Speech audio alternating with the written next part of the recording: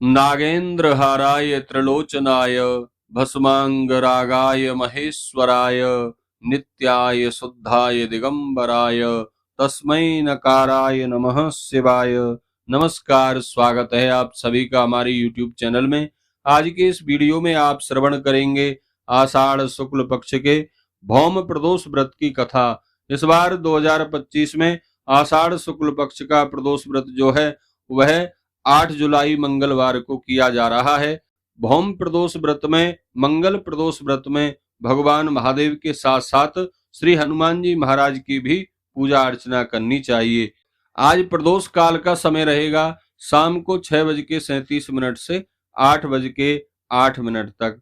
आइए श्रवण करते हैं भौम प्रदोष व्रत कथा।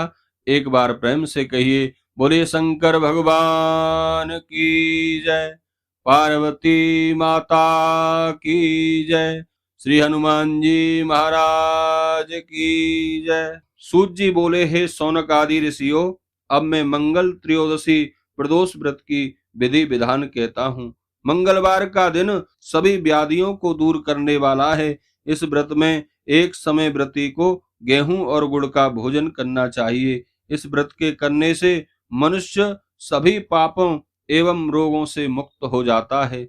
इसमें किसी प्रकार का संशय नहीं है। अब मैं आपको उस बुढ़िया की कथा सुनाता हूँ जिसने यह व्रत किया एवं मोक्ष प्राप्त किया।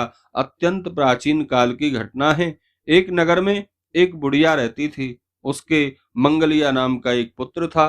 वृद्धा को हनुमान जी के प्रति बड़ी श्रद्धा थी। वह प्रत्येक मंगलवार को हनुमान जी का व्रत रखकर यथाविधि उनका भोग लगाती थी।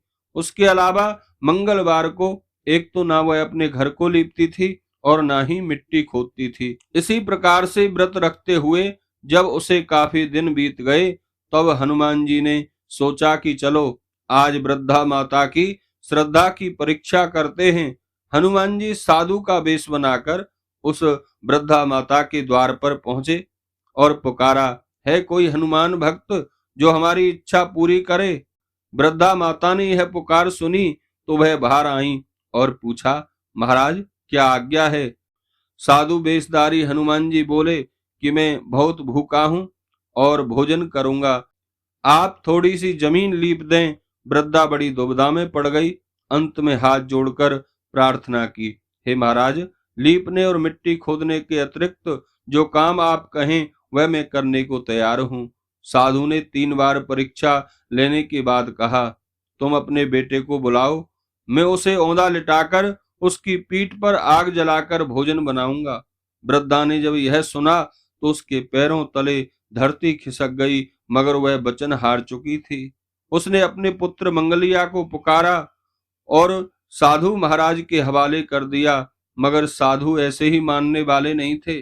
उन्होंने वृद्धा के हाथों से ही मंगलिया को औंधा लिटाकर उसकी पीठ पर आग जलवाई। आग जलाकर दुखी मन से वृद्धा अपने घर के अंदर जा घुसी। साधु जब भोजन बना चुके तो उन्होंने वृद्धा को बुलाया और कहा कि वह मंगलिया को पुकारे ताकि वह भी आकर भोग लगा ले। वृद्धा अपनी आंखों में आंसू भरकर कहने लगी, अब उसका नाम लेकर मेरे हृदय को और क्यों दुख पहुंचाते हो? लेकिन साधु महाराज ना माने तो वृद्धा को भोजन के लिए मंगलिया को पुकारना पड़ा। परंतु बंधुओं, पुकारने की देर थी। मंगलिया बाहर से हंसता हुआ घर में दौड़ा हुआ आया। मंगलिया को जीवित जागता देखकर वृद्धा को सुखद आश्चर्य हुआ। वह साधु महाराज के चरणों में गिर पड़ी। साधु महाराज ने उसे अपने असली रूप में दर्शन दिए।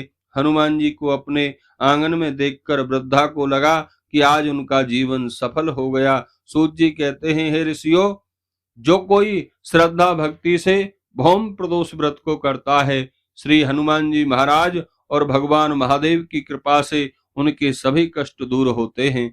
बोलिए शंकर भगवान की जय।